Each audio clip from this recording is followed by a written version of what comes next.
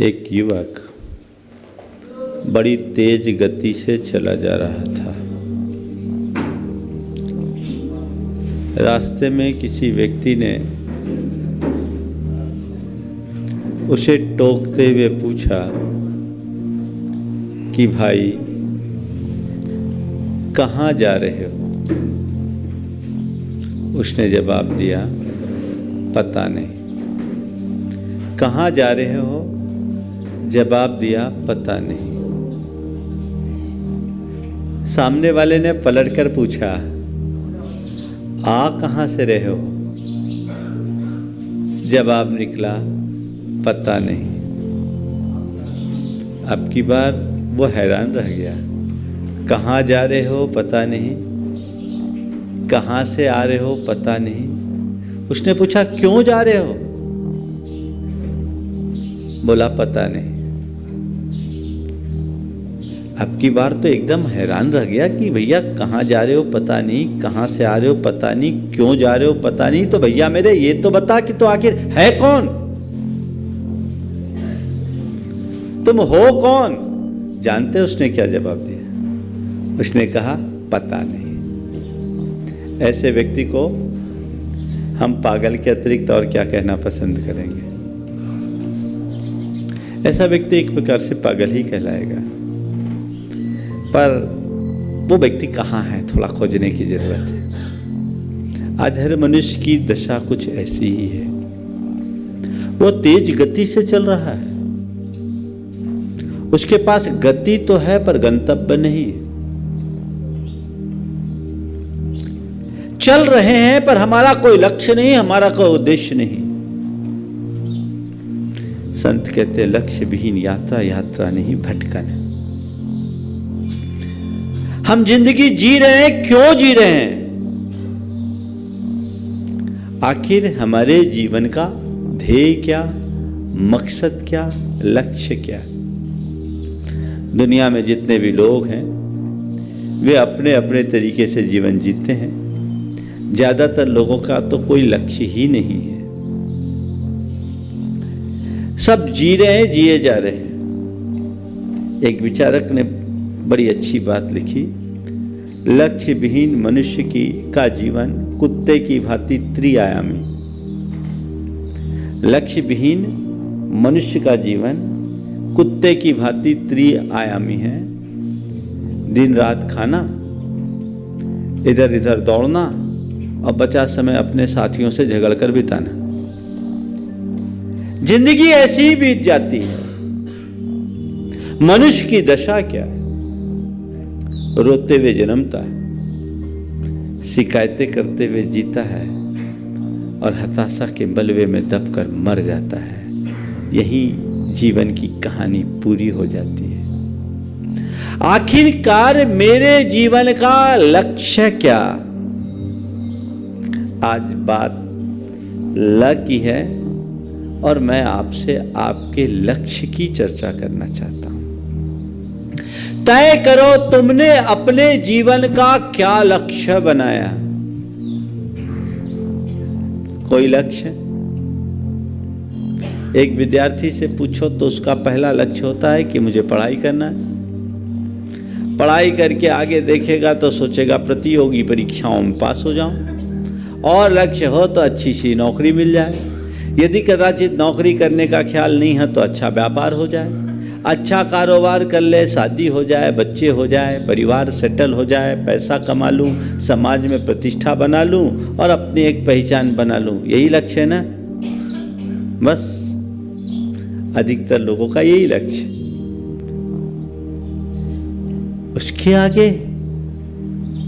ये बड़ा उथला लक्ष्य। किसी ने बड़ी सार्थक बात लिखी है, इस जहां में न जाने क्या कारनामा कर गए।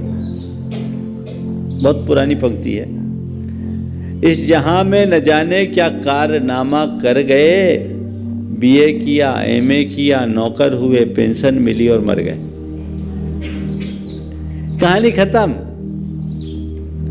आखिर तुम्हारे जीवन का लक्ष्य क्या है? ये बात गहराई से समझने की जरूरत है। केवल दुनियादारी को पूरा करना लक्ष्य है या जीवन को सफल बनाना लक्ष्य है? ज्यादातर तो लोगों का एक ही ध्येय होता है कि दुनिया में आए हैं, मजा लो और चलो। दो तरह के लक्ष्य से जुड़े हुए लोग दिखाई पड़ते हैं। एक वे हैं जिनका एक ही लक्ष्य है, पदार्थ और पदार्थजन्य भोग, जो केवल भौतिक सोच से जुड़े होते हैं। उनका एक ही ध्येय, खाओ पियो मौज करो, खाओ पियो मौज मनाओ, इस दुनिया में आए हो तो मजे उड़ाओ। Eat drink and B Mary. जब तक जियो सुख से जियो, कर्जा लो पर घी पियो, है ना? ये जो सोच है निपट भौतिक सोच है। ऐसे लोग कदाचित कुछ भौतिक उपलब्धियां अर्जित कर भी ले तो भी वे अपने जीवन को भीतर से समृद्ध नहीं बना सकते। जीवन की भीतरी समृद्धि वे ही पा सकते हैं जो जीवन के मर्म को जानते हैं और उस मर्म को उद्घाटित करने का प्रयत्न करते हैं। जिन लोगों का लक्ष्य केवल भौतिक है उनके लिए ज्यादा उपदेश देने की जरूरत नहीं, क्योंकि उनके लिए आत्मा अनात्मा, धर्म अधर्म, पुण्य पाप से कोई लेना देना नहीं है। लेकिन जिनके दृष्टि में आत्मा है उनका लक्ष्य क्या होना चाहिए? तुम लोग तो आत्मा को मानते हो कि नहीं? पुनर्जन्म को मानते हो कि नहीं? बोलो।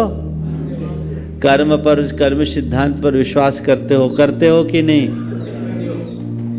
जब तुम आत्मा को जानते हो, पुनर्जन्म को मानते हो, कर्म सिद्धांत पर विश्वास करते हो, तो तुम्हारा लक्ष्य क्या होना चाहिए? आत्मा को कलंकित करना, भावी दुर्गति बनाना, या कुकर्म करके कुगतियों का पात्र बनना? क्या लक्ष्य होना चाहिए तुम्हारा? आत्मा के कल्याण का। कब बनाओगे? मरने के बाद। तुम ये तो कह रहे हो कि हमारा लक्ष्य आत्मा के कल्याण का होना चाहिए बोल रहे भी है कि ये होना चाहिए, और बता दो। हाँ, कुछ लोगों का है और कुछ लोग सोच रहे होना चाहिए। तो जो कह रहे होना चाहिए उनसे पूछ रहा हूं, ये कब बनाओगे? मर जाने के बाद, उस दुनिया से विदा हो जाने के बाद, या अभी की आज और अभी अपना लक्ष्य बनाइए। और जिनने सोच रखा है कि मुझे अपने आत्मा का कल्याण करना है, लक्ष्य बना भी लिया, बहुत लोगों की ऐसी प्लानिंग होती है, तो भैया लक्ष्य तुमने बना लिया, अच्छी बात है, पर केवल लक्ष्य को बनाने मात्र से लक्ष्य की उपलब्धि तो नहीं होती ना। लक्ष्य को पाने के लिए क्या कर रहे हो?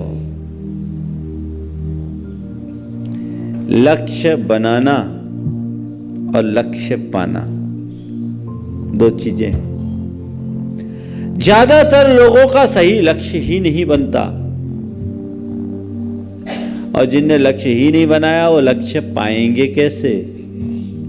तो आज पहली बात आपसे आपके लक्ष्य की कर रहा हूं कि अपने जीवन का सही लक्ष्य बनाइए। तुम्हारी प्राथमिकताओं में सारा संसार है, तुम्हारी आत्मा कहां है?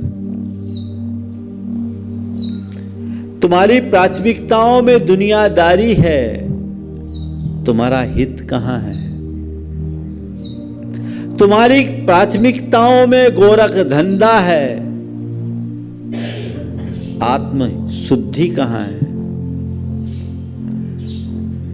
तुम्हारी प्राथमिकताओं में सारे प्रपंच हैं, अपना जीवन कहाँ है?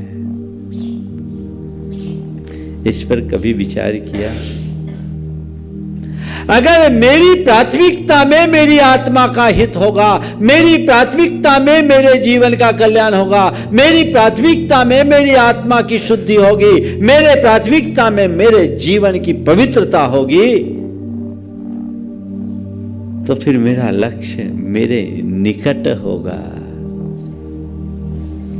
बातें बड़ी बड़ी करे और काम उल्टे करे तो क्या होगा? बताओ। अगर कोलकाता से दिल्ली जाना हो तो दिल्ली की ट्रेन में बैठने से दिल्ली जाओगे कि मुंबई की ट्रेन में बैठने से दिल्ली पहुंचोगे? हाँ, क्या करते हो आप लोग? कोलकाता से जाने के लिए दिल्ली की ट्रेन में बैठते कि मुंबई की ट्रेन में बैठते? हाँ, दिल्ली की ट्रेन। महाराज ऐसी भी बात, थोड़ा तो इतना तो कॉमन सेंस हम लोग रखते हैं। ऐसी गलती कभी नहीं करते कि दिल्ली जाना और मुंबई की ट्रेन में बैठे। पर एक बार ऐसा हो गया, एक आदमी दिल्ली से ट्रेन में बैठा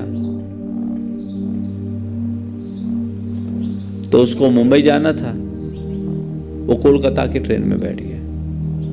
ट्रेन चलने को हुई, अपने साथी से, नीचे वाले बर्थ वाले से पूछा, भैया आपको कहाँ जाना है? बोले हमें कोलकाता जाना है। बोले मुझे मुंबई जाना है। बोले अरे आप तो गलत गाड़ी में बैठ गए, गाड़ी कोलकाता जाएगी। बोले पता नहीं, एडवांस टेक्नोलॉजी का युग है, ऊपर की बर्थ मुंबई जाएगी, नीचे की बर्थ कोलकाता। ऐसा हो सकता है क्या? कदाचित कोई ऐसी टेक्नोलॉजी बन जाए जो ऊपर और नीचे की अलग अलग व्यवस्था कर दे, क्योंकि टेक्नोलॉजी का कोई भरोसा नहीं। लेकिन परमार्थ के क्षेत्र में ऐसा कभी नहीं होगा। पाप के रास्ते में चल करके जीवन को पवित्र नहीं बना सकते, कभी नहीं बना सकते। अगर तुम्हें अपनी आत्मा का कल्याण करना है तो आत्महित के मार्ग पर लगना ही पड़ेगा। आज लगोगे तब, और 100 जन्म बाद लगोगे तब। रास्ता तो केवल एक ही है। वो पक्का लक्ष्य बनाइए।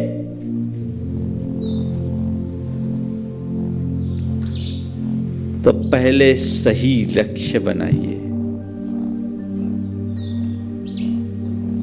आज से पक्का कि मुझे अपने नरभव को सार्थक बनाना है, ये पक्का लक्ष्य है कि यूं ही पूरा कर देना है।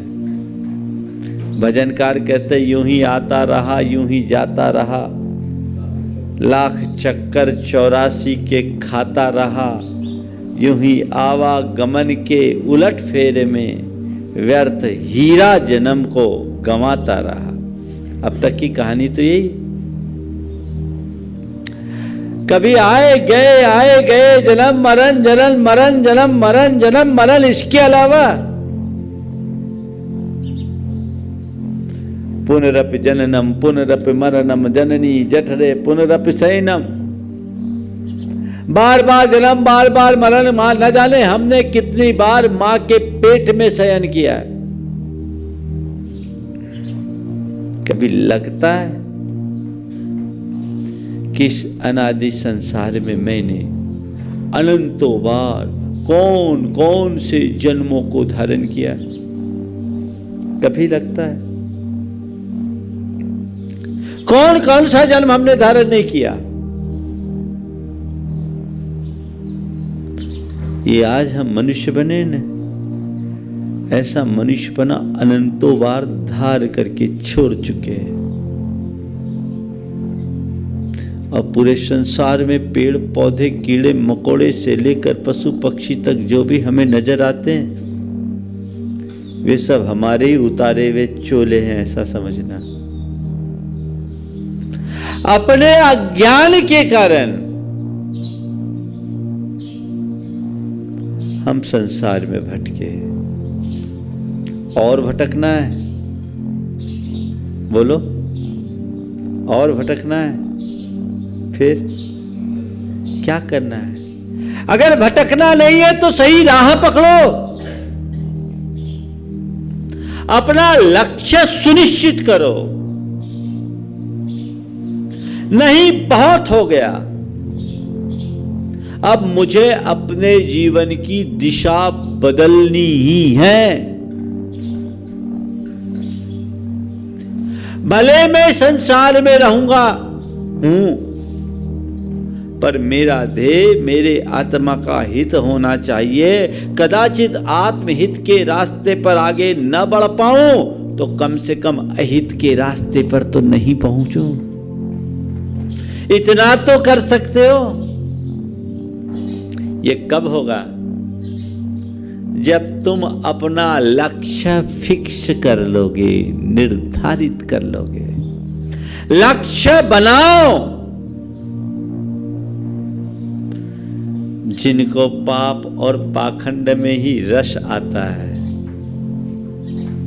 उनके लिए क्या कहा जाए? वो तो उसी में मगन होकर के रहते हैं। थोड़ा सा व्यवस्थित हो जाओ।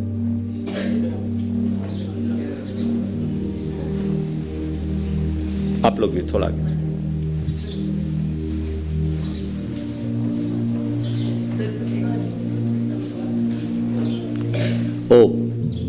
मैं कह रहा था, जिनको दुनिया की बातों में ही रस आता है और जो उसी दिशा में बढ़ रहे हैं, उनसे क्या आशा और अपेक्षा होगी? तो आज लक्ष्य की बात है, और लक्ष्य की बात में मैं आपसे कह रहा हूं, सबसे पहले ये लक्ष्य बनाओ कि अब मैं अहित के रास्ते पर नहीं जाऊंगा। अगर तुम्हें अपने जीवन के प्रति थोड़ी भी समझ है और गंभीरता है, आत्मा के कल्याण की रंच मात्र भी बुद्धि है, तो ये तय कर लो कि अहित के रास्ते पर नहीं जाऊंगा। पर जिसे संसार में ही रस आता है वो नहीं कर सकता। जिसको धूप सुहा रही हो, छाया में क्यों जाएगा? जाएगा क्या? नहीं जाएगा। छाया की तरफ कौन जाता है? जिसे धूप में आकुलता का अनुभव होता है, वो छाया की ओर जाता है। तो तुम्हें अगर संसार में रस दिख रहा है तो तुमको कोई कितना ही उपदेश दे, तुम्हारे लिए कोई फर्क नहीं पड़ेगा। तुम उसी में मगन रहोगे, चलो सब ठीक है। बदल ही नहीं सकोगे अपने आप को। लेकिन जिस दिन तुम्हें संसार के दुख लगने लगेंगे और तुम्हारे भीतर एक हुक सी उठेगी कि नहीं अब बहुत हो गया, तो बदल जाओगे। आपने देखा एक बच्चा दीपक की तरफ तभी तक लपकता है जब तक कि उसका हाथ नहीं जलता। एक बार हाथ जल जाए, दोबारा उससे कहो तो कहता नहीं, ताता है, छुएगा नहीं, है ना? लेकिन तुम लोगों की क्या दशा है? दुष्यंत कुमार की ये पंक्तियां बड़ी सार्थक है। हाथों पे अंगार लिए मैं पूछता रहा, हाथों पे अंगार लिए ये मैं पूछता रहा, कोई मुझे इन अंगार की तासीर बता दे। अब बोलो, हाथ में अंगार और तासीर पूछ रहे हो, सारा जीवन दुखों से जी रहे हो और उसके बाद भी तुम्हें समझ में नहीं आ रहा है। कब समझोगे? तो पहली बात, लक्ष्य बनाइए, फिर लक्ष्य को पाइए। पर लक्ष्य को पाने के लिए क्या करना होगा? पुरुषार्थ जगाइए। क्या करना? पहला लक्ष्य बनाना, दूसरा पुरुषार्थ जगाना। पुरुषार्थ। मैंने अपने आत्मा के हित का लक्ष्य बनाया है तो मुझे उस आत्महित का उद्यम करना होगा। किसी भी क्षेत्र में यदि आप किसी भी लक्ष्य को प्राप्त करना चाहते हैं तो लक्ष्य की उपलब्धि के लिए सबसे पहले तो आपको लक्ष्य का निर्धारण करना पड़ता है। लेकिन लक्ष्य निर्धारित करने मात्र से काम नहीं होता, उस लक्ष्य की प्राप्ति के लिए आपको तदनुरूप एफर्ट्स भी करना पड़ता है, तब आप लक्ष्य प्राप्त कर पाते हैं। करते हैं ना? कोई भी लक्ष्य, मान लीजिए आपने एक बिजनेस का लक्ष्य किया और एक टारगेट अपने सामने रखा तो अपने आप पूरा हो जाता है क्या? क्या करते हो उसके लिए? उस लक्ष्य को पाने के लिए क्या करते हो? महाराज रात दिन एक करते हैं, 24 घंटे की हमें केवल वही दिखता है। और जब हमें उस लक्ष्य की प्राप्ति का भाव होता है तो हम अपने आप को पूरी तरह से उसकी पूर्ति में लगा देते हैं, लगन के साथ, निष्ठा के साथ। पूरा डेडिकेशन होता है, डिवोशन होता है और डिटर्मिनेशन होता है। तब व्यक्ति लक्ष्य को प्राप्त कर पाता है। बिना डेडिकेशन के लक्ष्य को पाओगे? बोलो, पूरा डेडिकेशन होना चाहिए कि नहीं होना चाहिए? हाँ, जो लक्ष्य पाना चाहते हैं लक्ष्य के प्रति डिवोशन होना चाहिए कि नहीं? और लक्ष्य की प्राप्ति के लिए डिटर्मिनेशन होना चाहिए कि नहीं? हाँ, तुम अपने उथले लक्ष्यों की प्राप्ति के लिए तो पूरी तरह डेडिकेट रहते हो, वहाँ पूरा डिवोशन भी दिखता है और उसके लिए पूरी तरह डिटरमाइंड होकर के भी काम करते हो। जिस दिन आत्महित के लिए तुम्हारे हृदय में ऐसा डेडिकेशन हो, ऐसा डिवोशन हो, ऐसा डिटर्मिनेशन आ जाए तो जीवन का काया पलट हो जाए। यही पुरुषार्थ जगाइए। बाकी क्षेत्रों में कदाचित विफल भी हो जाओ तो बड़ा नुकसान नहीं है, लेकिन जीवन के क्षेत्र में यदि विफल होते हो तो भयानक नुकसान होता है। इसलिए हमारा लक्ष्य बने आत्मा का हित, तो उस आत्महित के लिए हमारा डेडिकेशन होना चाहिए। उसके लिए पूरा डिवोशन होना चाहिए और आत्महित करने के लिए पूरी तरह डिटरमाइंड रहना चाहिए। ये करना ही है, चाहे जो हो जाए। तुम लोगों का क्या, कर लेंगे, कर लेंगे, देख लेंगे, तो देखते ही रह जाएंगे, कुछ नहीं कर पाएंगे। दुनियादारी की बात हो चाहे परमार्थ की। कोई व्यक्ति सफलता कब प्राप्त करता है?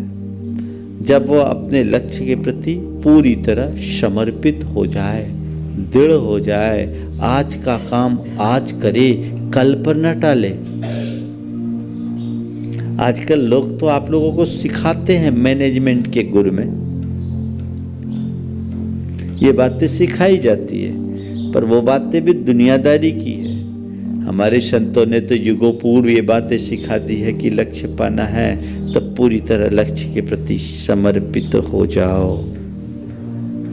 अर्जुन की भांति बनो, उस लक्ष्य के अलावा और कुछ दिखना नहीं चाहिए। उसके लिए पुरुषार्थ जगाइए। भले धीमे ही सही पर चलना शुरू कीजिए।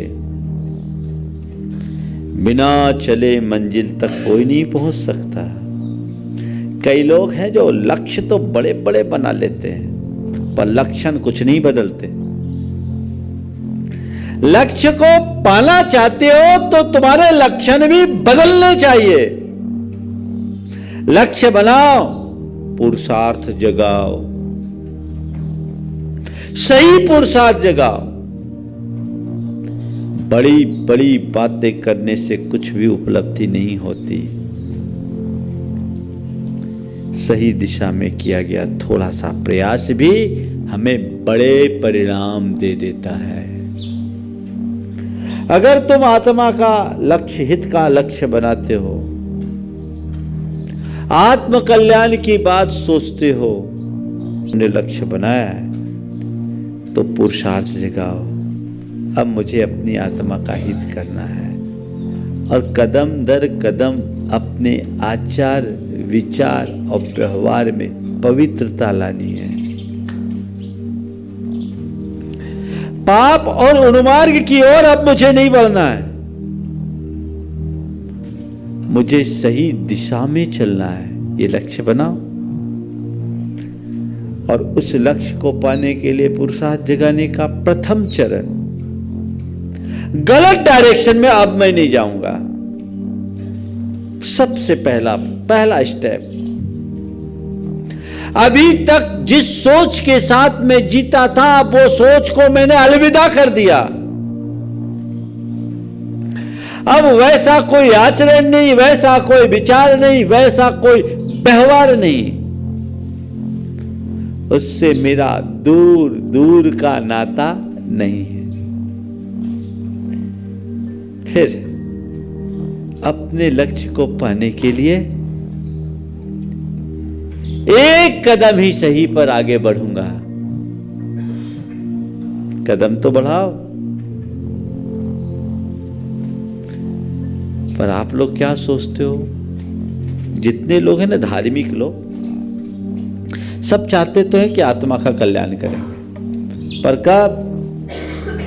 अंत में, है ना? क्या करेंगे? अंत में। क्यों कमल जी? अंत में। तो अंत कब आएगा?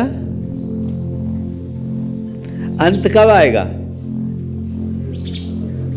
बता दो। पता है तुम्हें तुम्हारे अंत का? फिर क्या होगा? अंत में करेंगे और कब अंत आएगा पता ही नहीं, तो कब करोगे?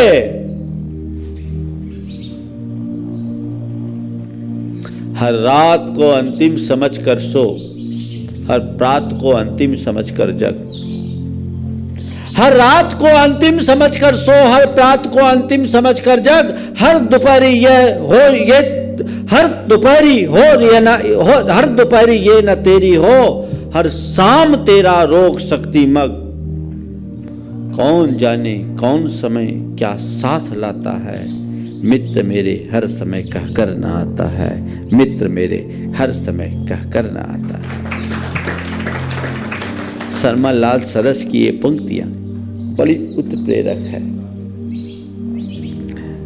हर रात को अंतिम समझकर सो, हर प्रात को अंतिम समझकर जग। हर दोपहरी ये न तेरी हो, हर शाम तेरा रोग शक्ति मग। कौन जाने क्या समय क्या साथ लाता है, मित्र मेरे हर समय कह कर न आता है। हर फूल को अंतिम समझकर खेल, हर सूल को अंतिम समझकर छेल। हर पुण्य को जितना बने तो कर, हर पाप से जितना बने तो बच। हर फूल को अंतिम समझकर खेल, हर सूल को अंतिम समझकर झेल। हर पुण्य को जितना बने तो कर, हर पाप से जितना बने तो डर। कौन जाने क्या समय क्या साथ लाता है, मित्र मेरे हर समय कह कर न आता है। हमें अपने जीवन में एक बदलाव लाना है और आज से ही लाना है। ये मेरा पुरुषार्थ होना चाहिए। पहला स्टेप कि अब मुझे आगे बढ़ना है, बढ़ते ही जाना है। एक एक कदम चलो। तुम लोग सोचो अपने धार्मिक जीवन की शुरुआत कब से की, और जहां थे वहीं हो कि कुछ आगे भी बढ़े हो? हाँ बोलो। 20 बरस पहले रात्रि भोजन त्यागा था, आज भी वही है। होश संभालने से देव दर्शन शुरू किया था, आज भी वही है। 25 बरस पहले मेरी जो विचारधारा थी, आज भी वही है।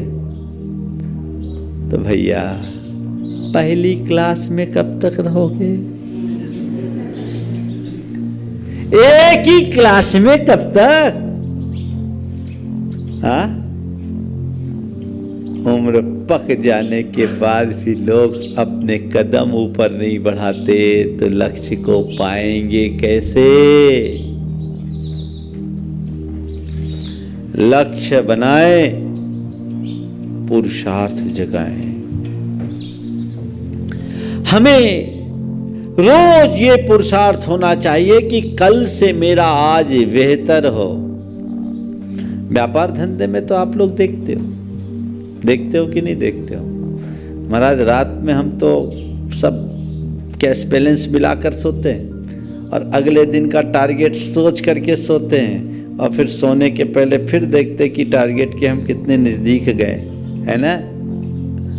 और जो इस पर फोकस करता वही व्यापार में प्रगति कर पाता है, जो इसका ध्यान नहीं देता वो कहीं भी फिसड्डी रह जाता है। तो भैया जैसे व्यापार के लिए तुम इतने सचेष्ट हो, जीवन के लिए भी तो कुछ सचेष्ट बनो।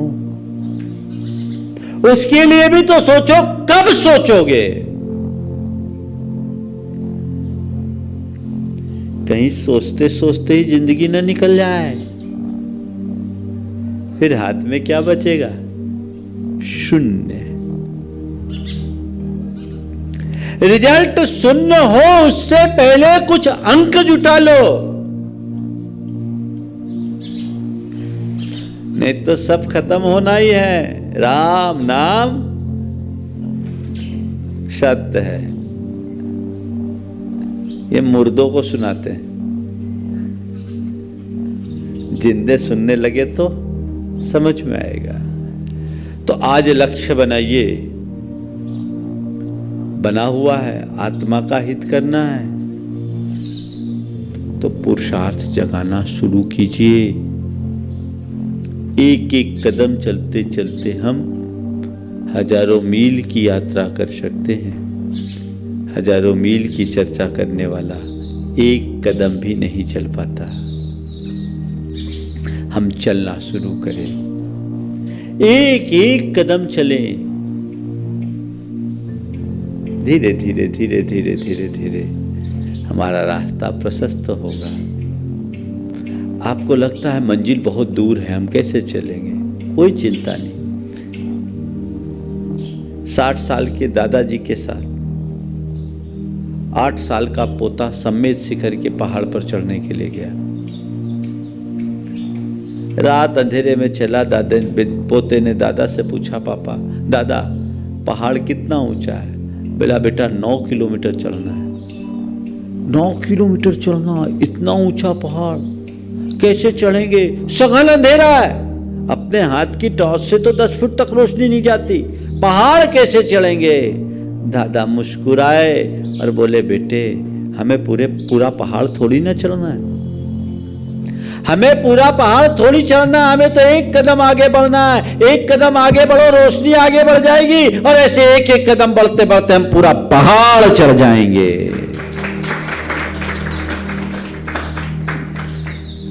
तो एक कदम की तैयारी,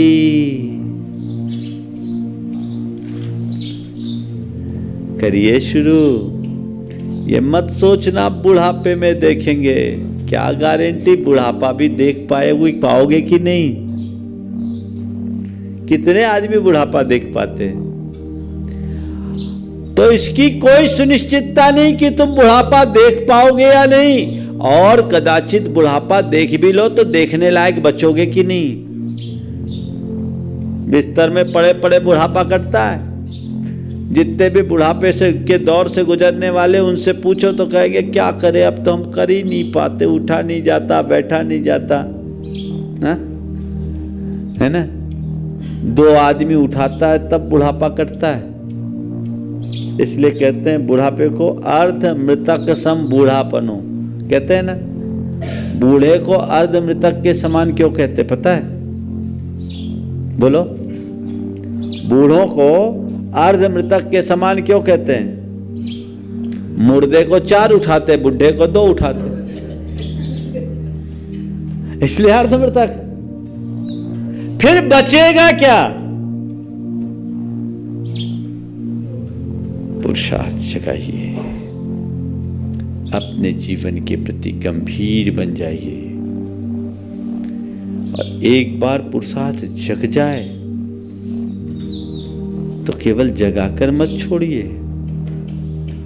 उस पुरुषार्थ को बढ़ाइए।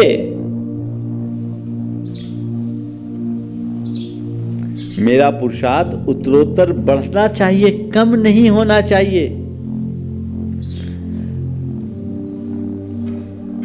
मैं मुनि हूं, मुनि बनना एक बड़ा पुरुषार्थ है। मेरे भीतर का पुरुषार्थ जगा, गुरु की कृपा हुई तो मैं मुनि बन पाया। लेकिन मैं मुनि बन करके संतुष्ट हो जाऊं तो कुछ नहीं कर पाऊंगा, संतुष्ट हूं भी नहीं। हमारे गुरुदेव ने पहले ही दिन कहा था, जिस दिन दीक्षा दी, कि देखो मैं तुम्हें जो दे सकता था वो दे दिया, अब आगे का रास्ता तुम्हें खुद बनाना है। और ये मत सोचना कि मुनि बन गए तो मोक्ष मिल गया, अभी तो मोक्ष मार्ग की शुरुआत हुई है। तो पुरुषार्थ जगाने के बाद पुरुषार्थ बढ़ाओ। हम लोग आज भी अपने को रोज अपग्रेड करने की सोचते हैं। अगर हम अपने आप को अपग्रेड ना करें तो कहां जहां के तहां रहेंगे, ठीक है, और संसार में अटकेंगे। तो भैया, जैसे हम अपने आप को अपग्रेड करते हैं, उसके लिए अपना अपडेट करते रहते हैं हमेशा, तुम भी अपग्रेड करो, पुरुषार्थ बढ़ाओ।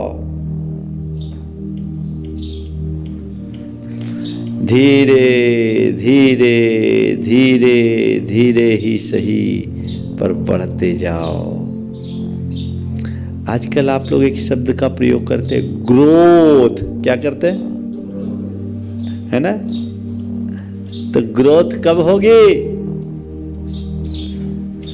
दुनियादारी के क्षेत्र में तो तुम लोग ग्रोथ को बहुत महत्व देते हो, फाइनेंशियल ग्रोथ पर पूरा फोकस,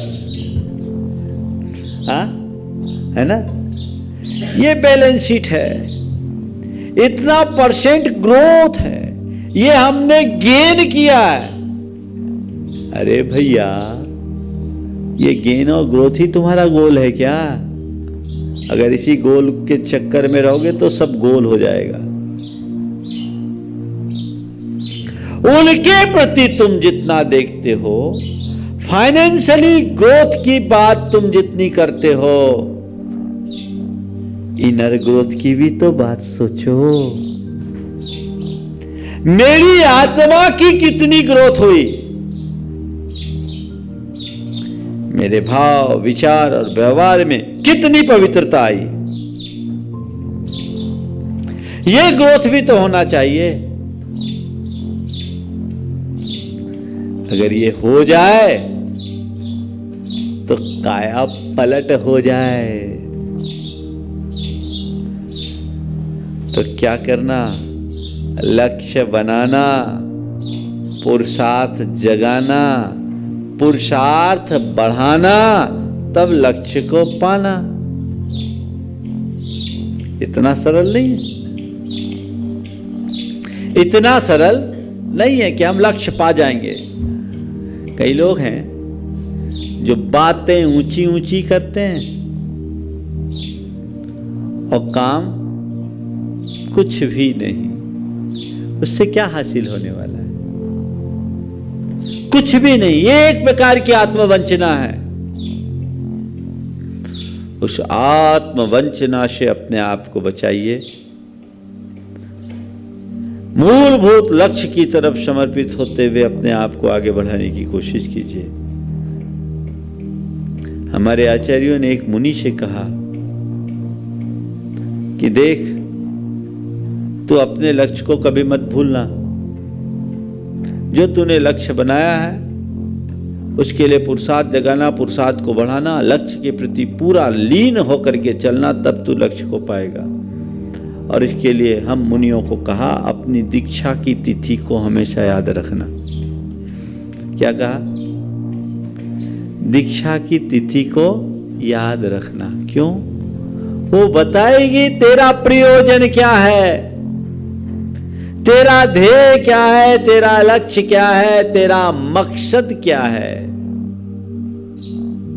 क्यों तू इस मार्ग में लगा है। अगर उसे याद रख करके चलेगा तो रंच मात्र भी डगमगा नहीं पाएगा, आगे बढ़ता जाएगा, आगे बढ़ता जाएगा, आगे बढ़ता जाएगा। तो ऐसे ही आप लोगों से कहता हूं, रोज अपने मन में 4 सवाल करो। कितने सवाल करो? किससे? शंका समाधान में नहीं, किससे करना है? अपने आप से। क्या? मैं कौन हूं? पहला सवाल, मेरा क्या है? दूसरा सवाल, नंबर 3, मैं क्या कर रहा हूं? और नंबर 4, मुझे क्या करना चाहिए? बस ये 4 सवाल पर विचार करो। अंदर से एक इंस्पिरेशन आएगा, ऐसी अभिप्रेरणा जगेगी जो तुम्हारे जीवन की दिशा को बदल देगी। आपो आप बदलाव आता है, परिवर्तन आता है। भावना तो जगे, और उसी में लगे रहोगे तो लगे ही रहोगे। कल एक बच्ची आई, ग्रेजुएशन की हुई थी। उस लड़की ने कल आकर के मुझसे कहा कि महाराज, मैं तो मौन था, अपनी बात सुनाई, बड़े उत्साह के साथ सुना रही थी। बोले महाराज जी, आज से 1 साल पहले तक मैं कभी ना मंदिर जाती थी, ना पूजा पाठ में मेरा विश्वास था, मैं धार्मिक भी नहीं थी। लेकिन मेरे मन में ये रहता था कि जो है भगवान मेरे मन में, कहीं जाने की जरूरत नहीं। मेरी मम्मी पापा सब मुझसे कहते थे, मेरे को कोई रुचि नहीं थी। लेकिन एक दिन मैं आपका शंका समाधान सुनी तो उससे मेरे मन में एक इंस्पिरेशन आया, मैं रोज आपको सुनने लगी। और महाराज जी, तब से मैं मंदिर भी जाने लगी। मुझे लगने लगा मेरे जीवन का लक्ष्य क्या है, और अब मैं रोज पूजन भी करती हूँ। उसने आकर के कल जो बात कही वो मैं आपको बता रहा हूँ। बोला महाराज जी, कल 12 बजे मैं यहाँ से वंदना के लिए जा रही थी। हमारे साथ एक आंटी और थी, परिवार के तो कोई जा नहीं रहे थे, सब धर्मशाला में थे। आंटी थी तो कुछ ज़्यादा तपन सी लगी तो वो लौट आई, मैं भी उनके साथ लौट आई। पर मुझे लगा कि यहाँ आकर के लौट जाना ठीक नहीं है, ये अवसर बार बार नहीं मिलेगा, आज ही मुझे जाना है। तो मेरे घर के लोगों से मैंने पूछा, मैं अकेले चले जाऊँ? घर के लोगों ने कहा हाँ, जा सकते हैं। मेरे मन में ऐसी ललक जगी कि यहाँ आई वंदना मुझे करनी है। महाराज जी, मैं चले गई अकेले, 1 बजे गई, करीब 4 बजे 4:30 बजे मेरे पास आई। और ऐसी खुशी जैसे बहुत बड़ी उपलब्धि उसने कर ली। ये किसके बदौलत? मैं यहाँ आई क्यों हूं? वंदना के लिए आई तो मुझे वंदना करना है। मैं इस दुनिया में आया क्यों हूं? कल्याण करने के लिए कि दुनियादारी में रमने के लिए? अगर कल्याण करने के लिए आया हूं तो मुझे अपना कल्याण करना ही है। ये पक्का लक्ष्य होना चाहिए, छोड़ना नहीं है, मिस नहीं करना अपने आप को। अपनी अज्ञानता में मैंने अनंत जीवन बिता दिए, ये जीवन मुझे व्यर्थ नहीं करना है। ये बात जेहन में गहरे बैठ जाना चाहिए, क्योंकि इत्यति दुर्लभ रूपाम बोधिम प्राप्त्वा बोधिम लब्ध्वा यदि प्रमादिशात् संसति भीमारण्ये भ्रमति वराको नरः सुचिरम। इस प्रकार के महान दुर्लभ मनुष्य जीवन को पाकर के भी यदि तुम आलस करोगे तो न जाने कितने जन्मों तक भटकोगे। अब ये भटकाव समाप्त करने का लक्ष्य बनाओ, अपने जीवन को आगे बढ़ाने की प्रेरणा जगाओ, तो जीवन का उद्धार होगा।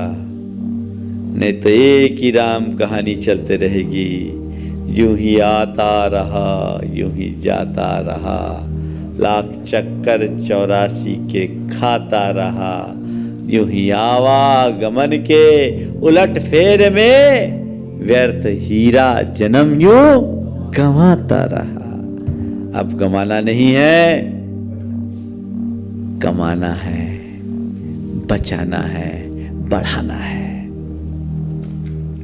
ये लक्ष्य लेकर के जाओ तो हमारे जीवन की एक बड़ी उपलब्धि होगी। हम अपने जीवन के परम लक्ष्य को प्राप्त करें। आने वाले अष्टानिक पर्व के दिनों में यहाँ सिद्ध चक्र महामंडल विधान का भव्य आयोजन होने जा रहा है। संस्कृत के मूल विधान जिसमें 64 मंडलों की संरचना हो, 64 वेदी, 64 भगवान, 64 मंडल बीजाक्षर और सारे मंत्रों का उच्चारण मुनि राजों के मुख से, उस विधान का भी एक ही लक्ष्य है कि हमारे हृदय में एक ऐसी प्रेरणा बने जो आज सिद्धि न हो तो कोई बात नहीं, कम से कम शुद्धि को तो पाले। आज शुद्धि पाएंगे, कल सिद्धि होगी। वे लोग बड़े भाग्यशाली हैं जिन्हें ये अवसर मिला। लेकिन देखो, अब तक में 6 लोग ऐसे हुए जिनने पहले सबसे पहले नाम, उसमें 1-2 तो सबसे पहले नाम लिखाए, लेकिन वो रह गए। कुछ परिस्थितियां ऐसी बन गई, संयोग ऐसे बन गए, कैंसिल हो गए। अभी बता रहे एक खाली, वो भी कैंसिल के कारण। पहले तो सरप्लस थे इसलिए 52 से 64 करने पड़े थे। अभी एक खाली है, जिसके भाग्य का होगा उसको ही मिलेगा। जिनको ये अवसर मिल रहा है, सौभाग्य मिल रहा है, वो चूके नहीं, जीवन का लाभ ले। अच्छे अवसर को सदैव पूरी तरह से लाभ उठाने के लिए चुनना चाहिए, खोना नहीं चाहिए। एक बात ध्यान रखना, धर्म के क्षेत्र में बहाना ढूंढना, बहाना बनाना मत। कोई बहाना मिले हमें धर्म का कार्य करने का तो हम कर ले। कुछ लोग बहाना खोजते हैं, कुछ लोग बहाना बनाते हैं। बहाना बनाने वाले संसार सागर में बहते रहेंगे और जो बहाना खोजेंगे वो भवसागर से पार उतर जाएंगे। तय तुम्हें करना है कि हमें क्या करना है। अपने लक्ष्य को बनाइए, पुरुषार्थ जगाइए, पुरुषार्थ बढ़ाइए, लक्ष्य के प्रति पूरी तरह अपनी लगन रखिए, तब आप लक्ष्य को पा सकते हैं।